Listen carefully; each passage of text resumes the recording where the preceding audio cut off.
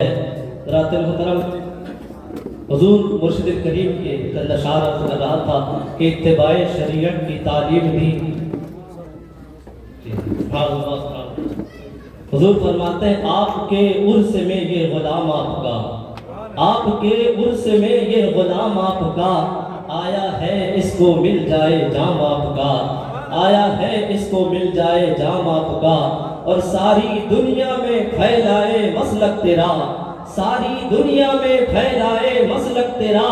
یہ غلام محمد غلام آپ کا، اے غلام محمد غلام آپ کا۔ اور جب نکیرین پوچھیں گے کس کا ہے تو، جب نکیرین پوچھیں گے کس کا ہے تو، اٹھ کے لے لوں گا فوراً میں نام آپ کا، اٹھ کے لے لوں گا فوراً میں نام آپ کا۔ ہر بشر کہہ اٹھے نقش بندی ہے یہ، ہر بشر کہہ اٹھے نقش بندی ہے یہ، ایسا لکھ جاؤں ماتھے پہ نام آپ کا، ایسا لکھ جاؤں، ایسا لکھ جائے ماتھے پہ نام آپ کا، اور ہر گھڑی اس پہ رحمت کی برسات ہو۔ کتنی پیاری دعا ہے، ہر گھڑی اس پہ رحمت کی برسات ہو، جس کے دل میں بسا احترام آپ کا، جس کے دل میں بسا احترام آپ کا، حشر تک پی کے جس کا نہ اترے نشہ، حشر تک پی کے جس کا نہ اترے نشہ، ایسا مل جائے ہاتھوں سے جام آپ کا، ایسا مل جائے ہاتھوں سے جام آپ کا۔ اور در سے ملتی ہے خیرات خیرات کی، در سے ملتی ہے خیرات دادا ابوالخیرات کی، بھر دیا رب نے ایسا گودام آپ کا، بھر دیا رب نے ایسا گودام آپ کا۔ اور اتباع شریعت کی تعلیم دی، اتباع شریعت کی تعلیم دی، کتنا بہتر تھا آقا پیام آپ کا، کتنا بہتر تھا آقا پیام آپ کا۔ اور اس کو سر سے، اس کو در سے نہ ٹھکرائیے گا کبھی، اس کو در سے نہ ٹھکرائیے گا کبھی، آقا آ گیا جو یہاں تک غلام آپ کا، آ گیا جو یہاں تک غلام آپ کا۔ اے رضا اب بتا اور کیا چاہیے، اے رضا اب بتا اور کیا چاہیے، دے دیا آپ نے جو تھا کام آپ کا، دے دیا آپ نے جو تھا کام آپ کا، دے دیا آپ نے جو تھا کام آپ کا۔ بڑے ہی خوبصورت اشعار ہم نے سماعت کیے، باقی نظم سے نثر کی طرف چلا جائے۔ آج کی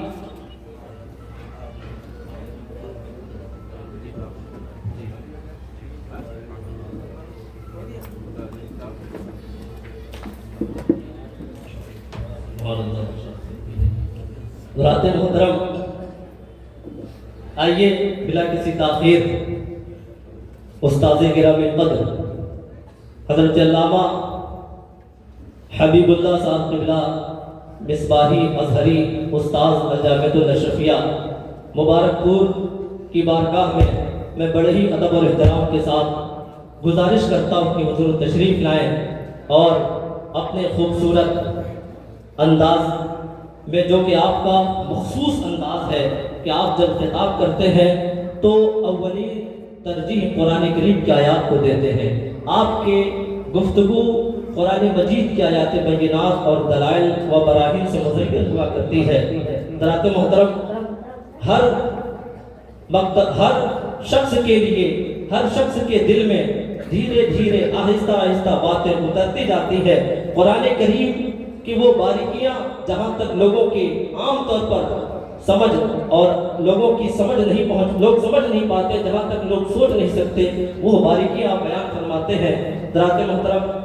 اللہ تعالیٰ نے آپ کو خوب نوازا ہے، سرکار مرشد کریم داماد العالی متفیل۔ میں حضور کے شعر کے ساتھ کہ مولا کی طلب ہو گر جس کو، بندے کا وہ بندہ ہو جائے،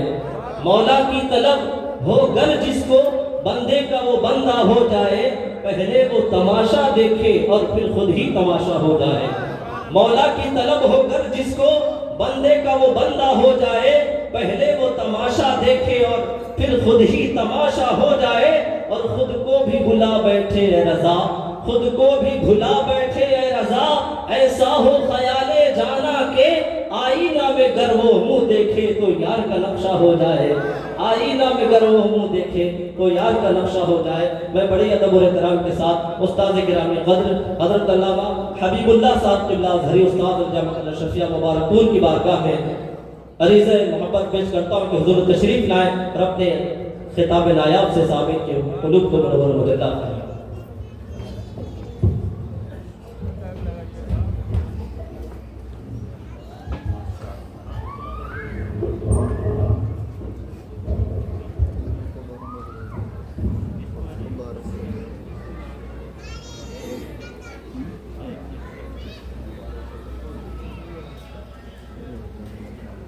السلام علیکم ورحمۃ اللہ وبرکاتہ۔ الحمدللہ والصلاة والسلام علی سیدنا رسول اللہ وعلی آلہ وصحبہ ومن والاه وبعد فاعوذ باللہ من الشیطان الرجیم بسم اللہ الرحمن الرحیم سبحانک لا علم لنا الا ما علمتنا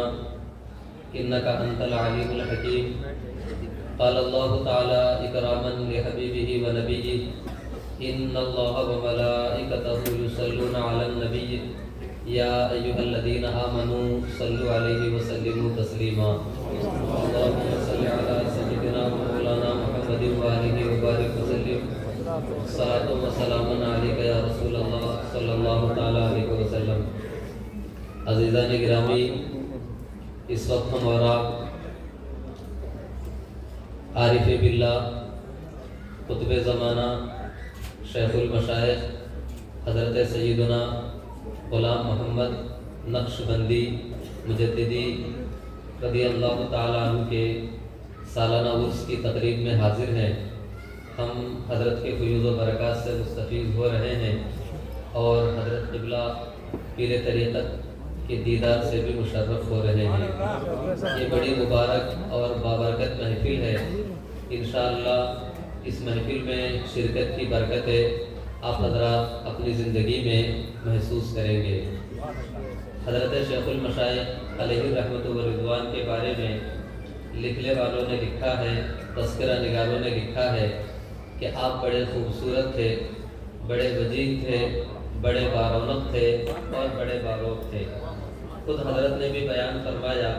کہ میں نے ہندوستان کے مختلف شہروں کا دورہ کیا، حتیٰ کہ حج کے موقع پر میں نے دنیا کے مختلف ممالک سے آئے ہوئے علماء کرام اور مشائخ اعظام سے ملاقاتیں کی، لیکن جیسا چہرہ میں نے حضرت کا دیکھا ویسا کسی اور کا نہیں دیکھا۔ حضرت بڑے خوبصورت تھے، بڑے بارونق تھے اور بڑے وجیح تھے۔ قرآن کریم میں اللہ وحدہ لا شریک نے جہاں اپنے نیک بندوں کا ذکر فرمایا ہے تو وہاں ان کے چہرے کا بھی ذکر فرمایا ہے۔ آپ قرآن کریم میں غور کریں گے تو ہم سب کے آقا و مولا حضور رحمت عالم نور مجسم صلی اللہ تعالیٰ علیہ وسلم کے چہرے مبارک کا ایک ایسا وصف بیان فرمایا ہے کہ جس وصف میں کائنات کا کوئی بھی فرد شریک نہیں ہے۔ اللہ فرماتا ہے قد نرى تقلب وجهك في السماء فلنولینک قبلۃ ترضاها۔ اس سے پہلے حدیث پاک میں آتا ہے کہ حدیث پاک میں حضور فرماتے ہیں ان اللہ لا ينظر الى صورکم واجسامکم ولکن ينظر الى قلوبکم ونیاتکم۔ اللہ کسی کا چہرہ نہیں دیکھتا ہے، اللہ کسی کا عمل نہیں دیکھتا ہے، اللہ صرف دلوں کو دیکھتا ہے، اللہ نیتوں کو دیکھتا ہے۔ کائنات میں انسانوں کے چہرے ایسے ہی ہوتے ہیں، لیکن اللہ خود اپنے محبوب کے بارے میں فرماتا ہے کہ اے محبوب جب آپ تحویل قبلہ کے سلسلے میں آسمانوں کی جانب اپنا چہرہ اٹھاتے ہیں قد نرى تقلب وجهک، ہم آپ کا چہرہ اٹھانا مسلسل آپ کا نظر اٹھانا دیکھ رہے ہیں۔ اعلیٰ حضرت فرماتے ہیں کہ جس کا حسن اللہ کو بھی کھا گیا ایسے پیارے سے محبت کیجیے۔ حضور صلی اللہ علیہ وسلم ایسے خوبصورت چہرے والے تھے کہ قرآن کہتا ہے قد نرى تقلب وجهک فی السماء، اے محبوب ہم آپ کے چہرے کا آسمان کی جانب اٹھنا دیکھ رہے ہیں۔ اور آگے بڑھیے تو اللہ رب العزت نے حضرت سیدنا ابراہیم کسی کی گاڑی 92 کھڑی ہے، راستہ جام ہے، برائے کرم وہ گاڑی کہیں کنارے پہ لگا دیں۔ ٹھیک۔ اللہ رب العزت حضرت سیدنا ابراہیم علیہ نبینا وعلیہ السلام کا ذکر فرماتا ہے کہ ابراہیم علیہ السلام نے اللہ کی بارگاہ میں عرض کی انی وجہت وجہی للذی فطر السماوات والارض حنیفا وما انا من المشرکین، اے پروردگار میں نے ساری کائنات سے اپنا چہرہ پھیر لیا ہے اور اپنا چہرہ تیری طرف کر لیا ہے، اب تیرا خلیل ہے اور تو ہے کائنات میں اور کوئی نہیں ہے۔ یہ حضرت سیدنا ابراہیم علیہ السلام کا چہرہ ہے جو ذات باری کے مشاہدے میں ہے اور پروردگار عالم کی تجلیات ان پہ ہو رہی ہے۔ قرآن کریم میں حضرت موسیٰ علیہ السلام کے چہرے کا ذکر ہے اور اللہ فرماتا ہے یا ایھا الذین آمنوا لا تکونوا کالذین آذوا موسیٰ فبرأہ اللہ مما قالوا وکان عند اللہ وجیہا، اے لوگوں تم ویسا مت کرنا جیسا کہ موسیٰ کی قوم نے موسیٰ کے ساتھ کیا کہ لوگوں نے ان کو اذیت پہنچائی، وہ تو اللہ کے یہاں بڑی وجاہت والا بندہ تھا اور بڑا خوبصورت بندہ تھا۔ یہی ذکر حضرت عیسیٰ علیہ السلام کے لیے بھی آتا ہے۔ قرآن کہتا ہے کہ وَإِذْ قَالَتِ الْمَلَائِكَةُ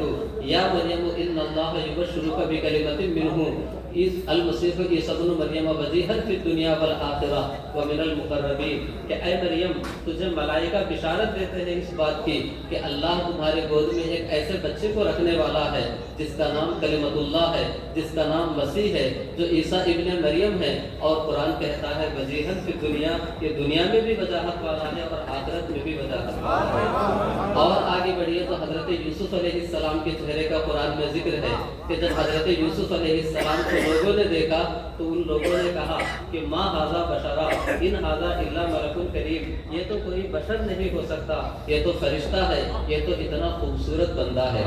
اور آگے بڑھیے تو قرآن کریم میں ان لوگوں کا ذکر ہے جو جنت میں جانے والے ہیں۔ اللہ فرماتا ہے وَأَمَّا الَّذِينَ ابْيَضَّتْ وُجُوهُهُمْ فَفِي رَحْمَةِ اللَّهِ، قیامت کے دن کچھ لوگ ایسے ہوں گے جن کے چہرے روشن ہوں گے اور وہ جنت کے حقدار ہوں گے، اور انہیں میں کچھ لوگ ایسے بھی ہوں گے جو قیامت کے دن بارگاہ خداوندی میں حاضر ہوں گے تو ان کی نگاہیں جنت کی متلاشی نہیں ہوں گی، بلکہ قرآن کہتا ہے وجوہ یومئذ ناظرہ الی ربہا ناظرہ، کہ قیامت کا جب دن ہوگا تو کچھ چہرے بڑے تر و تازہ ہوں گے، وہ صرف اللہ کو دیکھ رہے ہوں گے اور اللہ کی جانب متوجہ ہوں گے۔ قرآن نے اتنے چہروں کا ذکر کیا ہے۔ نعرہ تکبیر، نعرہ رسالت، خود سے شیخ المشائخ فیضان حضور شیخ العالم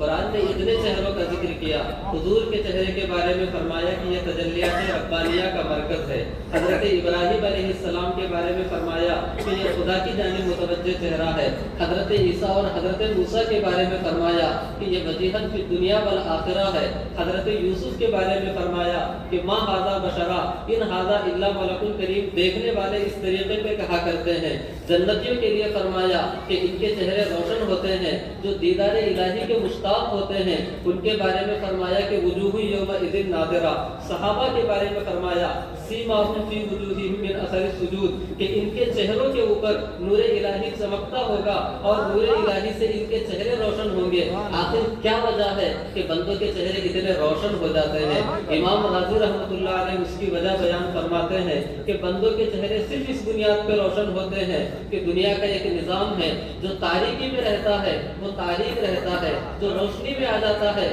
وہ روشن ہو جاتا ہے، جو رات کی تاریکی میں ہوگا اس کا چہرہ تاریک ہوگا، اور جو دن کے اجالے میں آ جائے گا، جو سورج کے سامنے آ جائے گا تو سورج کی روشنی میں اس کا چہرہ روشن ہو جائے گا۔ یہ دنیا کا ایک عام نظام ہے کہ تاریکی میں چیز تاریک ہو جاتی ہے، روشنی میں چیز منور ہو جاتی ہے۔ جب دنیا کے فانی نور کا یہ عالم ہے کہ اس کے سامنے جو چیز بھی آ جاتی ہے وہ روشن اور تابناک ہو جاتی ہے، تو جو اللہ کے نیک بندے ہوتے ہیں وہ صبح و شام اللہ کی بارگاہ میں حاضر ہوتے ہیں، اس کے حضور سر و سجود ہوتے ہیں۔ اور اللہ کون ہے؟ تو قرآن کہتا ہے اللہ نور السماوات والارض، اللہ آسمان و زمین کا نور ہے، جو دن کے اجالے میں اللہ کے حضور سجدہ ریز ہوگا، جو رات کی تاریکی میں اللہ کے حضور سجدہ ریز ہوگا، جو خلوتوں میں اللہ کی طرف متوجہ ہوگا، جو جلوتوں میں اللہ کی طرف مائل ہوگا، بھلا اس کا چہرہ روشن کیوں نہیں ہوگا؟ ہمارے شیخ المشائخ کے بارے میں بزرگوں نے یہی لکھا ہے کہ وہ بڑے روشن چہرے والے تھے، اس لیے کہ ان کا دل یاد الہی سے معمور ہو چکا تھا، تو پروردگار عالم نے ان کے چہرے کو بھی منور فرما دیا۔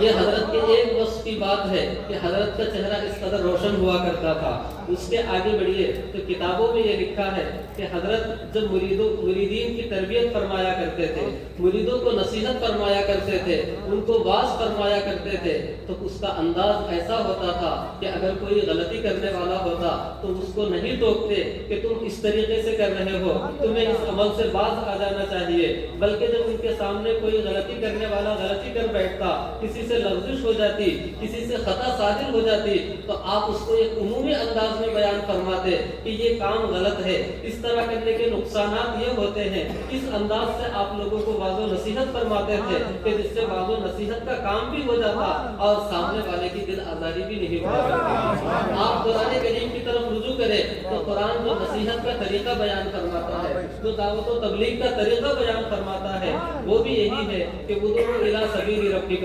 بالحکمت والموعظۃ الحسنۃ وجادلھم باللتی ہی احسن۔ جب تم کسی کو اللہ کے راستے کی طرف بلاؤ تو حکمت کے ساتھ بلاؤ، نصیحت کے ساتھ بلاؤ، اور اس نے بہتر طریقے پر بلاؤ کہ اس کو تکلیف نہ ہونے پائے۔ اور قربان جائیے کہ قرآن کریم میں حضرت سیدنا موسیٰ علیہ نبینا علیہ السلام کا ذکر ہے۔ اللہ نے آپ کو بھیجا تھا فرعون کے پاس تبلیغ کے لیے، جب بھیجا فرعون کو دعوت حق دینے کے لیے بھیجا، تو فرعون کون ہے؟ فرعون وہ شخص ہے کہ جب اس کے سامنے حضرت موسیٰ علیہ السلام نے فرمایا کہ رب العالمین، تو وہ کہتا ہے وما رب العالمین، یہ رب العالمین کیا چیز ہے میں نہیں جانتا۔ وہ فرعون وہ تھا جو لوگوں سے کہا کرتا تھا ما علمت لکم من الہ غیری، بس یہ میں خدا ہوں، میرے علاوہ میں کسی اور خدا کو جانتا ہی نہیں۔ فرعون وہ تھا جو کہا کرتا تھا الیس لی ملک مصر وہذہ الانہار تجری من تحتی، یہ پورا ملک مصر میرا ہے اور میرے نیچے سے یہ ساری نہریں جاری ہے۔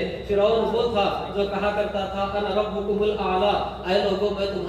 تمہارا رب اعلیٰ ہوں۔ اتنی باتیں وہ کہا کرتا تھا، اللہ کا براہ راست انکار کرتا تھا اور اللہ کی شان میں نازیبا کلمات کہا کرتا تھا، خود کو الہ بھی کہتا تھا، خود کو رب اعلیٰ بھی کہتا تھا، خود کو ملک مصر کا بادشاہ کہتا تھا، اور ساری نہروں کا وہ خود کو مالک بتاتا تھا۔ جب اس کے پاس حضرت موسیٰ علیہ السلام کو بھیجا گیا، حضرت ہارون علیہ السلام کو بھیجا گیا، تو قرآن کہتا ہے وَقُولَا لَهُ قَوْلًا لَيِّنًا لَعَلَّهُ يَتَذَكَّرُ أَوْ يَخْشَىٰ، اے موسیٰ تم میرے دشمن کے پاس جا رہے ہو، اے ہارون تم اس شخص کے پاس جا رہے ہو جو خود الوہیت کا دعویٰ کرتا ہے، ربوبیت کا دعویٰ کرتا ہے، لیکن دعوت کا طریقہ کیا ہوگا، تبلیغ کا طریقہ کیا ہوگا، تربیت کا اسلوب کیا ہوگا؟ فَقُولَا لَهُ قَوْلًا لَيِّنًا، نرمی کی بات کہنا، اطمینان کی بات کہنا، سنجیدگی کی بات کہنا، لَعَلَّهُ يَتَذَكَّرُ أَوْ يَخْشَىٰ، اس کا نتیجہ یہ ہوگا کہ وہ نصیحت بھی قبول کر لے گا، اس کے دل میں خشیت بھی آ جائے گی۔ اور کتابوں میں لکھا ہے کہ جب موسیٰ علیہ السلام نے نصیحت کی تو وہ نصیحت پذیر ہو گیا، اس نے بات مان لی، لیکن جو اس کے ساتھ حامان تھا اس نے کہا کہ آپ اپنی الوہیت کا کیسے انکار کر سکتے ہیں، آپ کو تو اپنے ہی راستے پہ رہنا چاہیے۔ ایسے لوگ دنیا میں آپ کو بہت ملیں گے جو اچھوں کی صحبت سے نکال کے برائی کی طرف لے آئیں گے۔ جب قیامت کا دن ہوگا تو دنیا کے وہ لوگ جو اچھوں کی صحبت چھوڑ کر کے بروں کی صحبت میں آتے ہیں، ان بروں کی دوستی پہ افسوس کریں گے اور کہیں گے یا ویلتا لیتنی لم اتخذ فلانا خلیلا، اے کاش کہ میں نے فلاں کی دوستی اختیار نہ کی ہوتی، فلاں کو دوست نہ بنایا ہوتا۔ ہمارے سامنے مشائخ اعظام موجود تھے، ہمارے سامنے علماء کرام موجود تھے، ہمارے سامنے اللہ کے نیک بندے اور مقدس اولیاء موجود تھے، کاش ہم نے ان کے دامن میں پناہ لی ہوتی تو آج قیامت کے دن ہم رسوا نہیں ہوتے، لیکن ہم نے دنیا میں ان کا ساتھ چھوڑ کر کے آخرت کی تباہی اور رسوائی خرید لی ہے۔ تو حضرت شیخ المشائخ علیہ رحمۃ اللہ رضوان کی نصیحت کا وہی طریقہ تھا جو قرآن نے بیان فرمایا کہ جب آپ کسی سے نصیحت کریں تو نرمی کے ساتھ نصیحت کریں، اور اس نرمی کا نتیجہ یہ ہوگا کہ فرعون جیسا شخص بھی اگر سامنے موجود ہوگا تو وہ بھی نصیحت قبول کر لے گا اور وہ بھی راہ راست پہ آ جائے گا۔ اور حضرت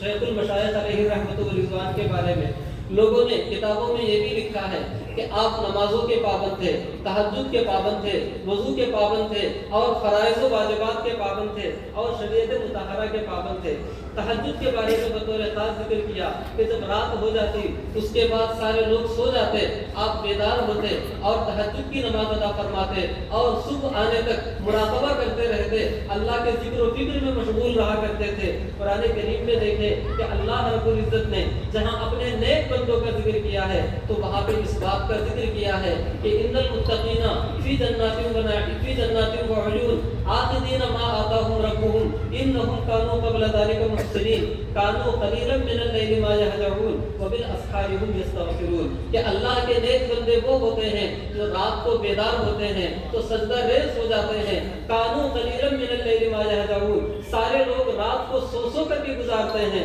لیکن جو اللہ کے نیک بندے ہوتے ہیں رات میں تھوڑا سا حصہ سوتے ہیں تاکہ وہ نماز تہجد کے لیے بیدار ہو سکے، وبالاسحار هم یستغفرون، اور جب رات گزر جاتی ہے صبح نمودار ہونے والی ہوتی ہے اس وقت وہ اللہ کے حضور حاضر ہوتے ہیں، استغفار کرتے ہیں، توبہ کرتے ہیں، اور قرآن دوسرے مقام پہ ارشاد فرماتا ہے تتجافى جنوبهم عن المضاجع يدعون ربهم خوفا وطمعا ومما رزقناهم ينفقون فلا تعلم نفس ما اخفي لهم من قرة اعين جزاء بما كانوا يكسبون، کہ جو اللہ کے نیک بندے ہوتے ہیں وہ بستروں پر نہیں ہوتے ہیں بلکہ بستروں سے دور ہو جاتے ہیں۔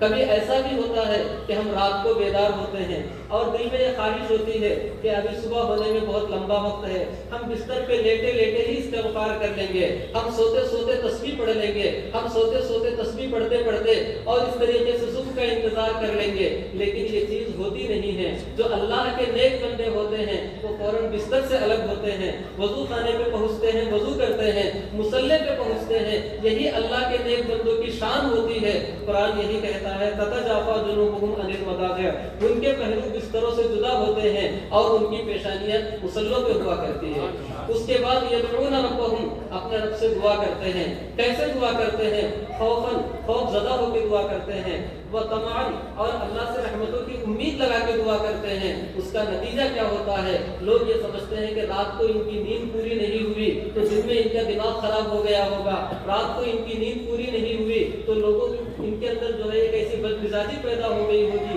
کہ جہاں کوئی نظر آئے گا اس کو جھڑکنے لگیں گے، لیکن ایسا کچھ نہیں ہوتا، اس لیے کہ رات کو جو انہوں نے اللہ کی بارگاہ میں حاضری دی ہے، اپنی نیند کی قربانی پیش کی ہے، تو قرآن کہتا ہے فلا تعلم نفس ما اخفي له من قرة اعین، جو رات کو جاگ کے عبادت کر دیتا ہے اللہ اس کی آنکھوں کو ایسی ٹھنڈک عطا فرما دیتا ہے، اس کے دل کو ایسا سرور عطا فرما دیتا ہے، چہرے پہ ایسے رونق پیدا فرما دیتا ہے کہ کوئی سمجھ بھی نہیں پاتا کہ یہ نعمتیں کہاں سے عرضہ ہو رہی ہے اور یہ مقام انہیں کیسے عطا ہو رہا ہے۔ حضرت شیخ المشائخ علیہ رحمۃ الرضوان کی زندگی دیکھے اور قرآن کریم کی ان آیات کو دیکھے تو آپ کا ضمیر یہ پکار اٹھے گا کہ جو اللہ کے نیک بندے یہاں پہ آسودہ خاک ہے، ان کی زندگی قرآن کی تعلیمات پہ عمل کرنے میں گزری ہے۔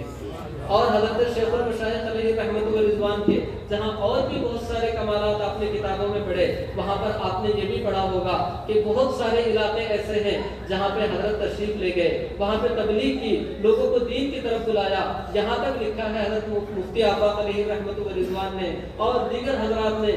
تذکرہ نگاروں نے لکھا ہے کہ بہت سے علاقے ہیں کہ جہاں پہ سنیت دم توڑ رہی تھی، دیوبندیت اور وہابیت عام ہو رہی تھی، وہاں پہ لوگ فاتحہ اور میلاد کے بھی روادار نہیں تھے، ایسے مقامات پہ حضرت تشریف لے گئے، وہاں پہ جا کر کے لوگوں میں تبلیغ کی اور ان کو سنیت کا پابند بنایا، ان کو مذہب اہل سنت کے معمولات کا خوگر بنایا اور ان کو راہ حق کی طرف بلایا۔ یہ کیسے ہوتا ہے؟ قرآن کہتا ہے یا ایھا الذین آمنوا من یرتد منکم عن دینہ فسوف یأتی اللہ بقوم یحبهم ویحبونہ علی المؤمنین اعزۃ علی الکافرین یجاہدون فی سبیل اللہ ولا یخافون لومۃ لائم ذلک فضل اللہ یؤتیہ من یشاء واللہ واسع علیم۔ اے لوگوں تم دیکھو گے کہ لوگ اپنے دین سے مرتد ہو جائیں گے، لوگ اپنے دین کو چھوڑ دیں گے، راہ حق سے منحرف ہو جائیں گے، تو اللہ اپنے دین کو ضائع ہونے نہیں دے گا، بلکہ اللہ ایسی قوم کو پیدا فرما دے گا کہ یحبهم ویحبونہ، وہ قوم اللہ سے محبت کرتی ہوگی اور اللہ ان سے محبت کرتا ہے۔ یہ زندگی کا بس ایک ہی مشن تھا کہ ہم دنیا میں اس لیے آئے ہیں کہ اللہ سے محبت کریں گے۔ حضرت شیخ المشائخ علیہ رحمہ کے زندگی کے جو معمولات ہیں، ان کی زندگی کا جو مشن ہے، اس میں یہ لکھا ہے کہ ہم دنیا میں صرف اس لیے آئے ہیں کہ ہم اللہ کے بندوں کو اللہ سے جوڑ دیں۔ جو ان کی زندگی کا مشن ہے وہ قرآن آیت کا ترجمہ ہے۔ اللہ فرماتا ہے یحبهم युहिब्बूना, ये लोग अल्लाह से मोहब्बत करते हैं, अल्लाह इनसे मोहब्बत करता है। उसका नतीजा क्या होता है? आइज़्ज़तिन अलल मुमिनीन, अज़िल्लतिन, के मुसलमानों के लिए नरम होते हैं, अज़िल्लतिन अलल मुमिनीन, आइज़्ज़तिन अलल काफिरीन, मुसलमानों के लिए इतने नरम होते हैं, इतने मुतवाज़िन होते हैं कि अगर किसी छोटी सी महफिल में इनको बुला दिया जाए तो वो उस महफिल में हाजिर हो जाते हैं। जब लोग इकट्ठा होकर के कहते हैं कि हम दीन की बात सुनना चाहते हैं, तो वो ये नहीं कहते कि रात को मेरी नींद पूरी नहीं हुई, मैं ऐसी छोटी महफिलों में बात नहीं बयान करता, बल्कि अज़िल्लतिन अलल मुमिनीन, मुसलमानों के लिए वो इतने हल्के होते हैं, इतने आसान होते हैं कि उन्हें लम्हे में तलब कर लिया जाए फौरन हाजिर हो जाते हैं। और ये हुजूर सल्लल्लाहु ताला अलैहि वसल्लम का वस्फ है, कुरान करीम में आया है कि अल्लाह रब्बुल इज्जत ने आपसे फरमाया वक़्फ़िज़ जनाहका लिल मुमिनीन, ऐ नबी आपको सारी दुनिया में दीन का काम करना है, और इस दीन के काम को करने के लिए आपको अपने बाजुओं को लोगों के सामने बिछाना होगा। वो पैगंबर जो अर्श के मेहमान हैं, वो पैगंबर जो अल्लाह के हुजूर आते और जाते हैं, वो पैगंबर के जिनको इतना ऊंचा मकाम अता फरमाया गया कि सारे अंबिया उनके पीछे खड़े होकर नमाज अदा करते हैं। अल्लाह ने उनसे फरमाया कि वक़्फ़िज़ जनाहका लिल मुमिनीन, दावत व तबलीग का काम ऐसे ही होगा कि आप मुसलमानों के साथ तवाज़ु के साथ पेश आए। तो हुजूर सल्लल्लाहु ताला अलैहि वसल्लम की ये सुन्नत आपके बाद आने वाले उन मुबल्लिगीन के अंदर भी होगी कि वो लोगों के लिए नरम हो जाएंगे, और उसके बाद युजाहिदूना फी सबीलिल्लाह, अल्लाह की राह में जिहाद करेंगे, अल्लाह के दीन के लिए तगोदो करेंगे, वला यखाफूना लौमत लाइम, किसी मलामत करने वाले की मलामत का उन्हें कोई भी खौफ नहीं होगा, बल्कि हर तरह के मलामत से, हर तरह की फिक्र दुनिया से, हर तरह के हुब्बे जा से, हर तरह के मनफात से आजाद और बालातर होकर के लोगों तक दीन का पैगाम पहुंचाएंगे। कुरान कहता है कि ऐसे ख्वाब देखने वाले, ऐसे मंसूबा बनाने वाले, ऐसे प्लानिंग करने वाले बहुत सारे लोग मिलेंगे, लेकिन कामयाब वही लोग होंगे कि ज़ालिका फ़ज़्लुल्लाह यूतीही मन यशा, अल्लाह जिसको अपना फजल अता फरमाएगा बस वही कामयाब हो सकता है, उसके अलावा किसी को ये कामयाबी नहीं मिल सकती। नारे तकबीर, नारे रिसालत, पीर मुर्शिद जिंदाबाद, सादा हजूर जिंदाबाद, नारे तकबीर। और हज़रत शेखुल मशाइख अलैहि रहमतुल्लाह व रिज़वान के औसाफ व कमालात में ये भी लिखा है कि आपके ऊपर फिक्र आखिरत और फिक्र कब्र और फिक्र आखिरत इस कदर गालिब हुआ करती थी कि कभी आप देर तक फिक्रमंद हो जाया करते थे, और इसी फिक्र में कभी कभी आप एक मरतबा आपने अपने पीरो मुर्शिद के नाम खत लिखा, जिसमें बयान फरमाया कि हुजूर मुझे फिक्र आखिरत, फिक्र कब्र और आखिरत के जो अहवाल है उसकी बुनियाद पर मैं खौफ ज़दा हो जाता हूँ। तो उसके बाद वहाँ से जवाब आता है, हज़रत सैयदना अबुल खैरात रज़ियल्लाहु ताला अन्हु के पास से जवाब आया, जिसमें वो लिखते हैं कि अगर हम दुनिया से ईमान के साथ गए तो हम तुम्हारे साथ रहेंगे, जहाँ तुम रहोगे वहीं हम भी रहेंगे, जहाँ हम रहेंगे वहाँ पे आप भी रहेंगे। हज़रत ने जब ये जवाब लिखा तो हज़रत ने उस जवाब को इतना महफूज कर लिया कि तज़किरा निगारों ने लिखा है कि वो खत जिसके अंदर ये तहरीर थी, उस तहरीर को आपने अपने साथ रख करके अपने साथ रखा, आपके साथ कफन में ये तहरीर रखी गई, इस तहरीर के साथ आप दुनिया से तशरीफ ले गए। इस मकाम पे हमें गौर करने का मौका है कि हज़रत शेखुल मशाइख ने जब अपने पीरो मुर्शिद से ये बयान फरमाया कि फिक्र आखिरत मुझे परेशान करती है, ये फिक्र आखिरत किसको परेशान करती है? कुरान कहता है कि फिक्र आखिरत उसको परेशान करती है, फिक्र आखिरत से वो खौफ ज़दा हुआ करता है जिसके दिल में अल्लाह का खौफ इतना गालिब होता है कि सुबह शाम बस अल्लाह की याद में जो मसरूफ रहता है। उसके बारे में कुरान कहता है इन्नल लज़ीना हुम मिन खश्यति रब्बिहिम मुश्फ़िक़ून, कि वो लोग जो अल्लाह के खौफ से खौफज़दा हुआ करते हैं, वल्लज़ीना यु'तूना मा आतौ व क़ुलूबुहुम वजिलतुन अन्नहुम इला रब्बिहिम राजिऊन, ये अल्लाह के वो नेक बंदे होते हैं जो नमाज भी अदा करते हैं, रोज़ा भी रखते हैं, सदका भी देते हैं, हर कार्य खैर करते हैं, उसके बावजूद अल्लाह की बारगाह में हाजिर से डरते रहते हैं। अल्लाह के ये नेक बंदे हुआ करते हैं। कुछ लोग तो वो होते हैं जो गुनाह करते हैं, उसके बाद डरते हैं कि हमने गुनाह किया है तो हिसाब देना होगा। ये भी एक अच्छी बात है कि इंसान अल्लाह से डरता रहे, लेकिन अल्लाह के नेक बंदे वो होते हैं जो नेकियां करने के बावजूद डरते हैं, नमाज पढ़ के भी डरते हैं, रोजा रख के भी डरते हैं, ينفقون ما آتوا، اللہ نے جو عطا کیا ہے اس سے اللہ کی راہ میں خرچہ بھی کر دیتے ہیں، اس کے باوجود خوف زدہ رہتے ہیں کہ کہیں میرا صدقہ رد نہ کر دیا جائے، کہیں میں خدا کی بارگاہ میں جاؤں تو کہیں یہ نہ کہہ دیا جائے کہ تو نے حب دنیا کے لیے ایسا کیا تھا، تو نے جلب منفعت کے لیے ایسا کیا تھا، تو نے اپنے واہواہی کے لیے ایسا کیا تھا، کہیں اس طرح کی بنیادوں پر میں پکڑ نہ لیا جاؤں، اس بنیاد پہ وہ خوف زدہ ہوا کرتے ہیں۔ جب حضرت نے اپنے پیر و مرشد کے پاس یہ خط لکھا تو ادھر سے جواب آیا کہ ہم بھی ساتھ میں رہیں گے، لیکن آپ غور کیجئے کہ کوئی انسان یہ کیسے کہہ سکتا ہے کہ ہم آپ کے ساتھ دنیا سے جانے کے بعد بھی رہیں گے؟ یہ وہی انسان کہہ سکتا ہے کہ جس نے دنیا کے خاطر محبت نہ کی ہو بلکہ اللہ کے خاطر محبت کی ہو، اس لیے کہ جو دنیا کے خاطر محبت ہوتی ہے وہ خالی دنیا کے ساتھ فنا ہو جاتی ہے، جو اللہ کے خاطر محبت ہوتی ہے وہ باقی دنیا تک باقی رہتی ہے۔ قرآن کہتا ہے الاخلاء یومئذ بعضهم لبعض عدو الا المتقین، جب قیامت آئے گی تو تم دیکھ لو گے کہ سارے رشتے ٹوٹ جائیں گے، باپ بیٹے سے جدا ہو جائے گا، ماں بیٹی سے جدا ہو جائے گی، بھائی بھائی کا پیچھا چھڑائے گا، کوئی دوست کسی دوست کے کام نہیں آئے گا، لیکن جنہوں نے اللہ کی رضا کے لیے دوستی کی ہے، جنہوں نے خالصتاً اللہ کی رضا کے لیے دوستی کی ہے، وہ لوگ قیامت کے دن بھی دوست بن کر کے رہیں گے۔ آپ عربی زبان کے اعتبار سے غور کریں تو ایک حبیب ہوتا ہے اور ایک اس سے بھی آگے بڑھ کے خلیل ہوا کرتا ہے۔ خلیل کی جو محبت ہوتی ہے وہ بہت گہری ہوا کرتی ہے، اسی لیے اللہ رب العزت نے حضرت ابراہیم علیہ السلام کے لیے فرمایا کہ وَاتَّخَذَ اللَّهُ إِبْرَاهِيمَ خَلِيلًا، کہ ہم نے ابراہیم کو خلیل بنایا ہے۔ ایک خلیل ہوتا ہے، ایک صدیق ہوتا ہے، صدیق مطلق دوست کو کہتے ہیں، خلیل پکے دوست کو کہتے ہیں، اور جو اللہ کی رضا کے لیے دوستی کرتے ہیں قرآن ان کو صدیق نہیں کہتا ہے بلکہ قرآن ان کو کہتا ہے الاخلاء۔ یہ سارے کے سارے لوگ جو اللہ کی رضا کے لیے دوستی کرتے ہیں یہ خلیل ہوا کرتے ہیں، لہذا قیامت کے حوادث بھی ان کی دوستی کو منقطع نہیں کر سکتے، اس لیے کہ ما کان للہ یبغا، جو اللہ کے نام پہ جڑ جاتا ہے قیامتیں بھی اسے نہیں توڑ سکتی ہیں۔ تو حضرت شیخ المشائخ علیہ رحمۃ اللہ رضوان کی زندگی کے چند گوشے میں نے آپ کے سامنے رکھے جس سے آپ یہ سمجھ سکتے ہیں کہ حضرت کی زندگی کس طریقے سے قرآن و سنت کی آئینہ دار تھی اور کس طریقے سے انہوں نے قرآن کریم کے مطابق اپنی زندگی گزاری۔ اللہ رب العزت سورہ آل عمران میں ارشاد فرماتا ہے کہ اللہ کے نیک بندے وہ ہوتے ہیں کہ یذکرون اللہ قیاما وقعودا وعلی جنوبہم ویتفکرون فی خلق السماوات والارض ربنا ما خلقت ھذا باطلا سبحانک فقنا عذاب النار، کہ اللہ کے نیک بندے وہ ہوتے ہیں جو ذکر کرتے ہیں کھڑے ہو کر، بیٹھ کر، لیٹ کر، اور مفسرین بیان کرتے ہیں کہ انسان کی یہی تین حالتیں ہوتی ہے، یا تو کھڑا ہوتا ہے، یا بیٹھا ہوتا ہے، یا لیٹا ہوتا ہے، یعنی یہ کہ انسان جو ہمیشہ اللہ کا ذکر کرتا رہتا ہے وہی اللہ کا نیک بندہ ہوا کرتا ہے۔ حضرت شیخ المشائخ علیہ رحمۃ اللہ رضوان کی زندگی کچھ اسی طریقے سے گزری اور آپ کی زندگی بیان کرنے کا مقصد یہ ہے کہ ہم بھی ویسے ہی زندگی گزارے جیسے کہ ہمارے مشائخ گزارا کرتے تھے،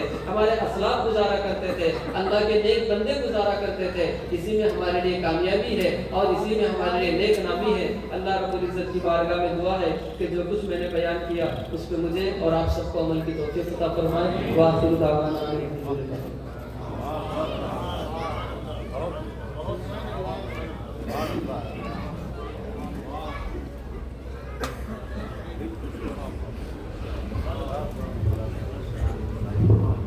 سبحان اللہ۔